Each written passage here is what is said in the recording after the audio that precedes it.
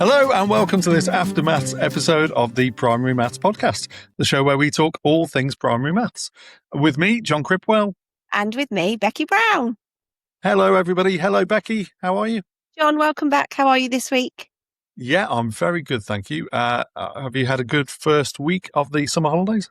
I have, yes, thank you. It's been lovely. You are such a fibber. We're recording this about 3 minutes after we recorded last week's episode, Becky. Just as a little look behind the curtain there, because of holidays and vacations and things. That's the way it's fallen. But I'm sure we will have had a really nice first week of the summer holidays by the time this goes out. And we hope you have too. This is the second of our summer specials. If you missed last week's, we talked all about time, as well as talking about the new Prime Minister and the new Education Secretary. So go back and have a little listen to that one. If you're interested in that, we were particularly thinking about why the summer holidays felt so long. But a week in, you might be thinking already that actually it's flying by. And that's because you're older than you used to be. I think that's the conclusion that we came to, Becky. Yeah, sadly, time is flying a little bit faster than it used to. Yeah, absolutely. But this week's episode is all about chance and probability. Now, I know that you are a big fan, Becky, of puzzles and games and things, which lends itself very nicely to maths. Not that we're thinking too much about teaching maths at the moment, are we? We're more thinking about interesting things in maths during these summer specials. So less classroom chat and more just quite interesting things that we've noticed or discovered that you might want to share with your class in September, or you might not. You might keep it to yourself. But you are a fan of puzzles and games and things, and you mentioned that you got something about board games. Is that right? Yeah, well, I was thinking about how to put a summary twist on some maths of life without thinking too heavily about how we might use it in the classroom, although it could be relevant.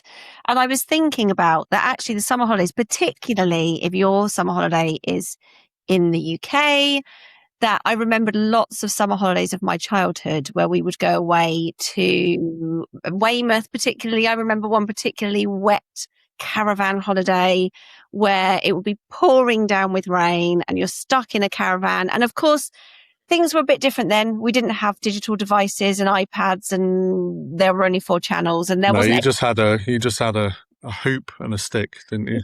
Right. And and a cobbled streets to play in.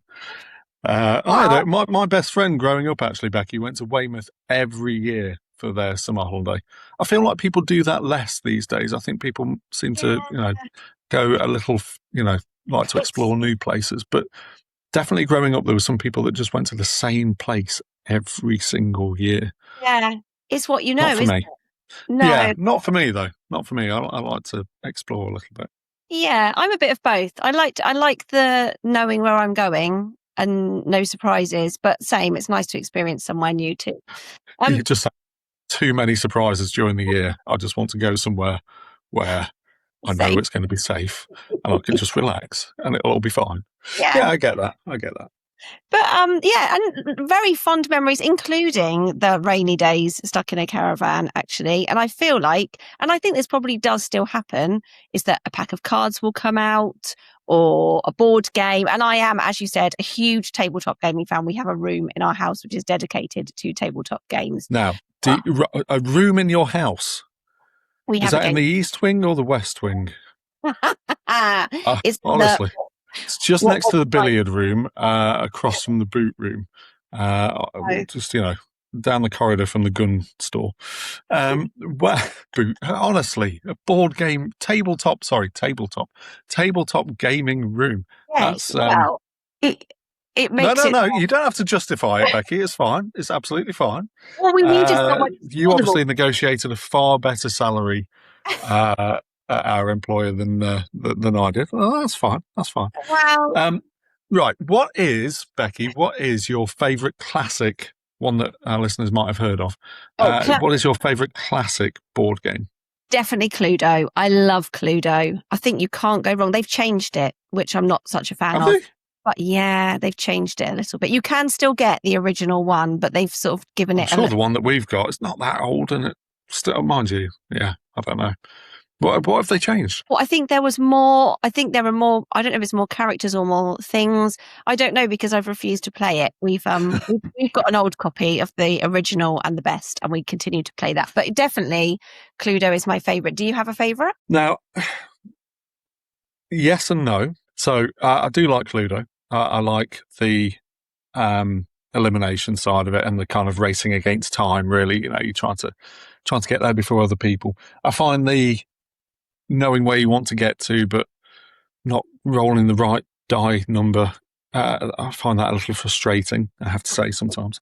I I really like Monopoly, but my family have now cottoned on to me in Monopoly, and the fact that nobody will sell me anything anymore or assist me in any way, which again just ends up frustrating and me having a bit of a strop and saying, well, this is just stupid then if nobody's going to actually enter into the spirit of the thing where I'm trying to fleece you for all your money.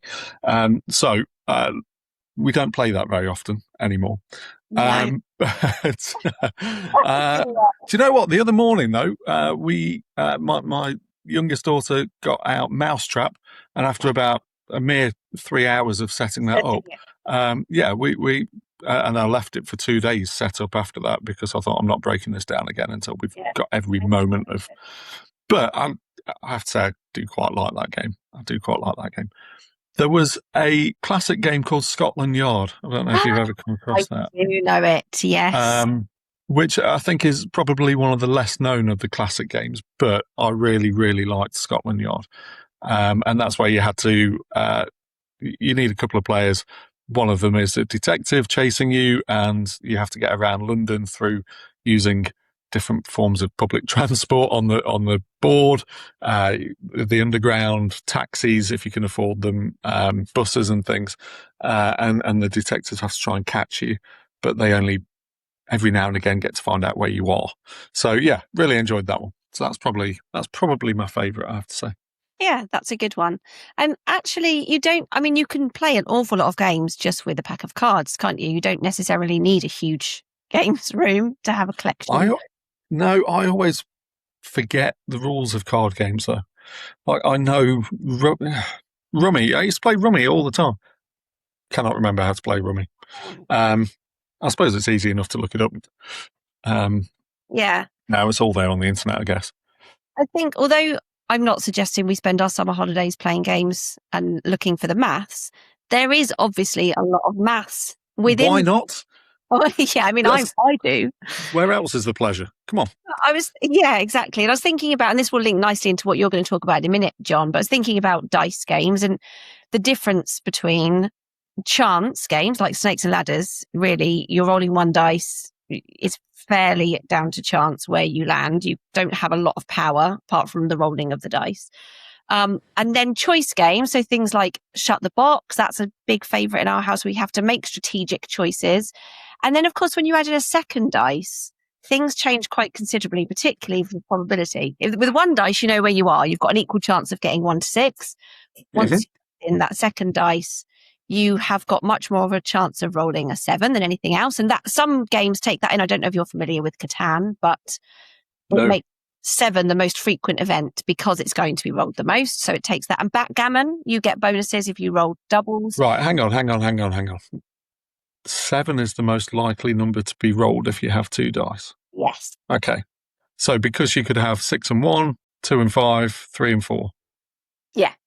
So it's the most common. I mean, I don't know what the probability is without checking it quickly now. I suppose, it's got to be more than 6, hasn't it? And okay, interesting. That I've never thought about it before. Yes. Okay. And it's the same with Monopoly. There are certain squares which you're more likely to land on due to the number you roll from jail or something. I think it's Vine Street or Bow Street. It's an orange anyway. So just that little tiny bit of maths can change the game quite a bit. If you play Monopoly, you want to get the oranges, people are going to land on them more often, for example. And Yahtzee is another favourite, where you've got to roll the different combinations and choose what you put where. So I think dice are amazing anyway, aren't they? What a great invention. Yeah. But a lot of hidden maths. I'm not suggesting you necessarily talk about that maths while you're playing games, but if you are stuck in a rainy caravan, you might just think about the amount of maths that's coming out in quite a familiar game that you might have played lots of times before. And if you're not spending at least part of your summer stuck in a rainy caravan or tent, what are you doing with your life? Honestly, come on. Come on. This is core memories you need to create at this point. But yeah, I like that, Becky. I've not thought about that at all. Yeah. So, and it leads nicely on, John, to your talk about probability. It's all around. Yeah, well, yeah. So I just think we've talked about this before, to be fair, but I think there's something interesting about probability in so much as things feel intuitive, but they're actually not when it comes to the maths behind it. So, for example, if we get a normal coin and we toss it 5 times, fair coin toss 5 times, what are the chances that it will come up heads every time compared to the chances that it will come up, say, heads, tails, heads, tails? It's the same.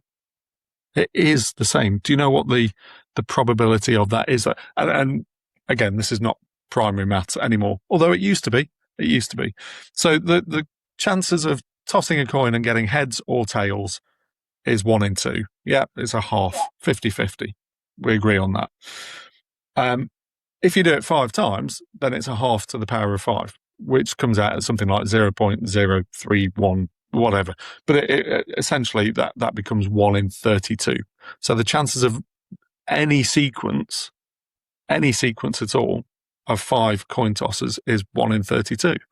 But it feels like getting 5 heads in a row is less likely than getting a combination of heads and tails, doesn't it? It does to me. Definitely. Yeah. It definitely feels like it should be less likely. And I don't know why. I don't know why that feels less likely, but it does. And this is why humans are poor at probability. Because we have sort of evolved. We've talked about this before, and we've talked about this with problem solving, Becky. We are pattern spotting machines. We are very, very good at noticing patterns and causes and trying to make sense of those things better than any other animal on the planet, I would argue. And this is really useful because, if if you see smoke, we can deduce that there may be fire, and that's useful from a safety point of view. Repeated sound. I was listening to a magpie out in the garden this morning, obviously calling, and I was thinking, oh, that's something up out there. There's a cat about, or something's happening. We can observe things in the world around us and try and make sense of them a little bit and predict what's going to happen next. But in genuinely random events like tossing a coin, that suddenly becomes less helpful. And we can find that difficult to accept. So, clusters happen naturally. Streaks don't necessarily have causes. It's that whole thing about the roulette machine. We'll come on to that in a moment. But just because there's been a streak of something doesn't mean A, that streak's going to end, or B, that streak's going to continue. It literally means nothing, really. Unless you're predicting it from the start. And then it does mean something. Yes. And that's where the maths changes.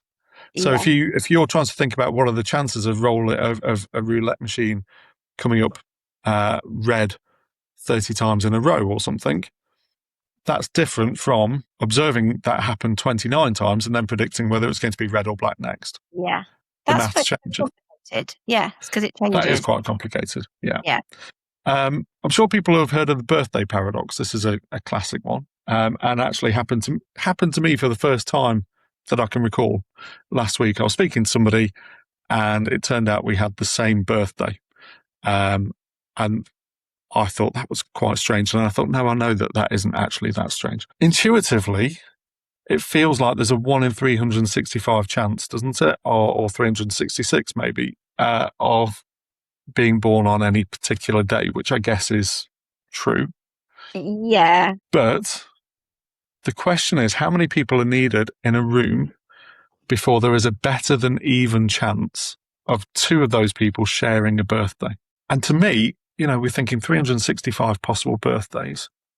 How many people do you need to be in the room before there's a better than even chance that two of them will share a birthday. It feels like it should be in the hundreds, doesn't it? It does, but we've talked about this before, haven't we? Because I remember looking it up, and it's definitely smaller than an average class of children, isn't it? Because I think that's the thing, isn't it? You're more likely to have two children in your class with the same birthday than not. So the answer is 23. 23. With 23 people, the probability is approximately 50.7%. And that's because with 23 people, bear with me here, there are 253 different pairs. So if you pair all those people up with different people, you end up with 253 different pairs, which again is not intuitive at all. It does not feel like you can make that many combinations of people. But you end up with 253, and obviously that is more than half of the 365. So that's where you end up with that. But that's really odd, isn't it? Don't you think? That just doesn't feel right. No, it doesn't feel right at all. And I know I've had conversations with my very mathsy husband, as you know, about this before, and he was saying, well, it's because we're not comparing you to everybody and that's it. You're comparing everybody to everybody else. And it's like the handshake, isn't it? If you give everybody a handshake, how many is it? And I love it. It is odd. It is odd. And children, I know we're not talking about taking it to school, but children love it as well. The thing that surprised me more, though, Becky, was the number of people that you'd have to have. So we talked about that being a better than even chance. The number of people that you would have to have for it to be a 97% chance. And then the number of people that you would have to have for it to be a 99.9% chance. So almost 100%. You're never going to quite get 100%. Yeah, because even if you have 1,000 people in the room, there's a small chance that actually, well, no, I suppose that's not true, is it? If you have 1,000 people in the room, two of them must have the same birthday. Must, surely. Yeah, because there aren't 1,000 different combinations. But you might have multiple people. Oh, no, I see. Yeah, okay, yeah. Yeah. But this is what I mean. And I'm going to leave that in because this is where it gets counterintuitive. However, so you could have 100%, but you only need 70 people for it to be 99.9% chance of two of them having the same birthday, which again just doesn't feel right. And only 50 people for the probability to be 97%. Yeah. This is where maths is weird. Yeah. The important thing to think about, though, in the real world situation is that real birthdays are not evenly distributed. So there are certain dates and certain weeks in the year, and I'll leave you to your own conclusions as to why that might be, where there are more birthdays than there are other dates in the year. So, 9 months after certain events and things tend to be more popular statistically for people to have birthdays than other times in the year. I factored that in before that might affect the... Yeah. Yeah. There are statistically more popular days and weeks and months for birthdays than others. And of course, birthdays, have an impact on the rest of your life, don't they? As we know from children who start school who are born in the summer months, like me. It can have a huge impact, can't it? I'll be back all my life, Becky. Catch up eventually. You've caught up now. I don't know. I don't know if I have. Well, it's less. It's not just starting school earlier. It's less time at home, isn't it? Which could be really important, depending on what's going on. Yeah, or really beneficial, depending on what's going on. Yeah, exactly. Yeah. Sadly. Right. So, having said all that about pattern spotting, and it not being 5 heads in a row compared to a mixed random assortment of heads and tails. If you're choosing your lottery numbers, then is 1, 2, 3, 4, 5, 6 as good a choice as any other 6 numbers? Well, statistically, mathematically, it's the same amount of chance to come out. But would more people have chosen it? So would you end up sharing your winnings? There you go. I mean, I suppose it depends whether you think having a share of £2 million, having to share it with 3 people is worse than not winning at all, I suppose. Although, so let's just get into the maths of this. It's got exactly the same probability of being drawn as any other combination, because lottery balls have no memory, no sense of being in a sequence or not. They're completely randomly, by their nature, completely randomly mixed up in the machine. So the difference is not the probability of winning. It's got exactly the same probability of winning. The difference, as you say, Becky, is the likely payout if you win. So most people choose obvious patterns, actually. And we'll come back to birthdays again. They often choose birthdays and things that make neat shapes on the ticket. I think fewer people play on paper tickets these days, but when you cross them out on paper tickets, I was always quite careful when I did that not to have too many near each other. I don't know why. It didn't make any sense mathematically, but it felt like, oh no, I need to spread these out a little bit. I need one in the ones and maybe one in the teens and, a couple in the 30s for some reason, because I felt like they came up more than anything else, which is not true. So no, 1, 2, 3, 4, 5, 6, as likely to win as any other combination of numbers, but it might be a worse financial choice because other people might have selected it and you might be sharing your winnings with them, I suppose.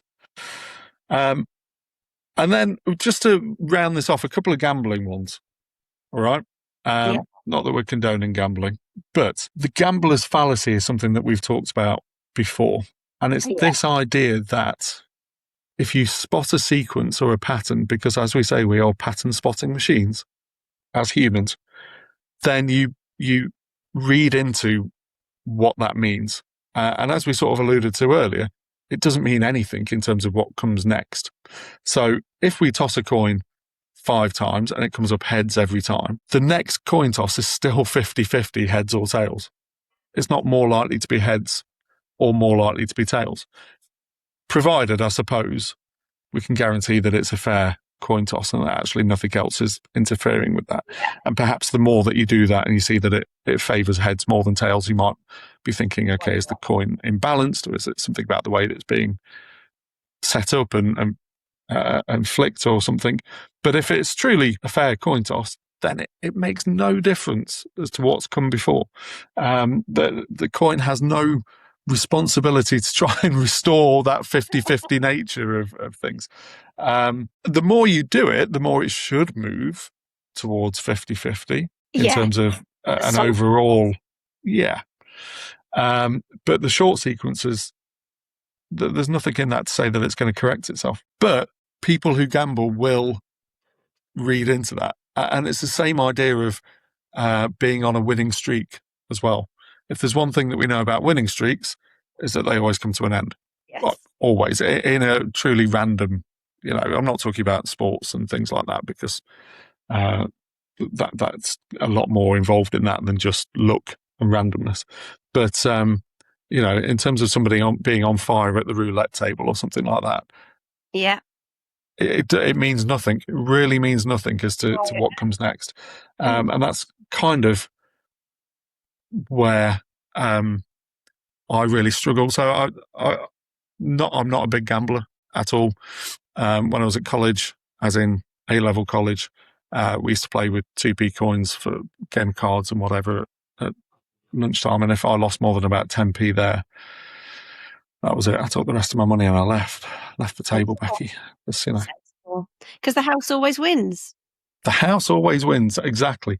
And this is a really, and we know a lot of their, and I know you like Vegas and things, and I think you can definitely go and have fun at these places if you are prepared to, see it as spending money. We're going to go and spend £100 at the casino. Brilliant. Yeah. And if you come out with something, that's great, isn't it? Yeah. If you don't, well, I've spent that on having a good time in there. I could have spent it at dinner, or I could have spent it on clothes or whatever. Fine, whatever. But as you say, this idea that you go in and be able to spot a pattern and therefore increase your chances of winning is is what's known as the gambler's fallacy. And yet casinos are really set up to facilitate that, aren't they? Yeah. Lots of myths and stories around things, and so people celebrate at tables, that if a winning streak continues and things. And we know, just the idea of having chips on the table rather than coins to make it feel less like actual money that's disappearing off the tables and things. Tend to not have windows, so you don't know how long you've been in there. We're back to time again, Becky. No clocks. No clocks. Yeah, just carry on gambling until it's all gone. Yeah. That's the gambler's fallacy. One last one to maybe leave your kids with, maybe to talk to your kids about if you want to blow their minds in September, possibly if you're key stage 2, I'll say here. Have you heard of the Monty Hall problem before, Becky? It rings a bell, but I'm not sure if I can remember any details. So the setup is that there's 3 doors. Okay, behind one is a brand new car. Yeah. Behind the other 2 are goats. Now, in this scenario, Becky, we're thinking that you want the car rather than a 4-legged lawnmower. You get to choose one door. Okay. One of the 3. Yeah. The host, they know where the car is. That's important. Okay. Yeah. They open one of the doors and they reveal a goat. Okay. Now, at this point, you can stay with your original door that you chose, or you can switch. Now, intuitively, it feels like it shouldn't make a difference, doesn't it? No, it feels like it's the same. Feels like it's the same because there's 2 doors left. You've picked one of them randomly, so it should feel like 50-50. Yeah. Yes? Yeah, no. However, if you stay, then you will win 1/3 of the time. If you switch, then you will win 2/3 of the time, mathematically. Okay? Now, let's just do the maths with this, right? Yeah. I know it hurts my brain too. You originally had a 1 in 3 chance of being correct. Yeah, because you chose first. You had 3 doors, 1 in 3 chance of being correct. Therefore, you had a 2 in 3 chance of being wrong. Yes. The host's informed action, because they knew, does not make your original door more likely, right? So if your first choice was wrong, and it will be wrong 2 times out of 3, switching wins. Yeah. Okay. Which, again, it sounds mad, doesn't it? Right? Yeah. But you had a 2 in 3 chance of being wrong, and therefore, if you now switch, then you've got a 2 in 3 chance of being right, which is it's one of those mathematical things that makes my head hurt. Right. But scale it up, okay? If you had 100 doors and you choose one, the host opens 98 losing doors. What would you do then? Switch. I don't know. No, you're right. Switch, because they've now taken out 98 of the doors, so it's much more likely to be behind the one that they haven't opened, if that makes sense. Yeah. Because they've chosen that door not to open. Yes, it could be behind your door, but they've specifically left that one door out of the 99 that were available. They've specifically left that door closed. So therefore, it makes it much more likely to be behind that door than it does to be behind yours. So always not switch. Intuitive. Yeah, not intuitive, but always switch. That's the that's what we take away from that. So there we go. I'm going to leave you to go and have a lie down after that one. I think. My brain hurt. Yeah, I think I need it too. But that's one of those times when, the intuitive thing is not even intuitive. It definitely feels like it should be 50-50. But mathematically, it's not. It's not. Next time somebody offers me 3 doors with a car and 2 goats, I will know what to do. Yeah.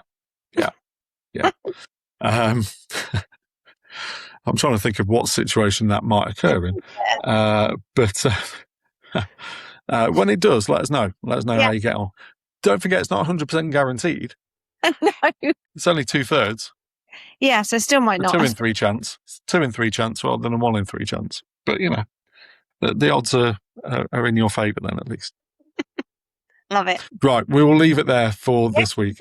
We hope you've enjoyed the second of the summer specials. We will be back next week with another summer special. But in the meantime, we hope you have a wonderful week. Yeah, enjoy your week. Thanks for listening in, and we'll see you next time. Thanks, Becky. Thanks, everyone. See you soon.